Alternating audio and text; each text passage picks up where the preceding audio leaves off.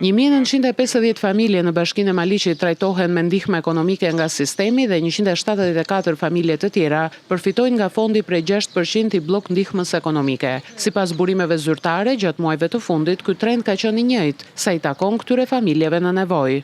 Nga Bashkia Maliq kemi 1950 familje që trajtojnë me ndihmë ekonomike të plot nga sistemi dhe 174 familje që trajtohen nga fondi 6%.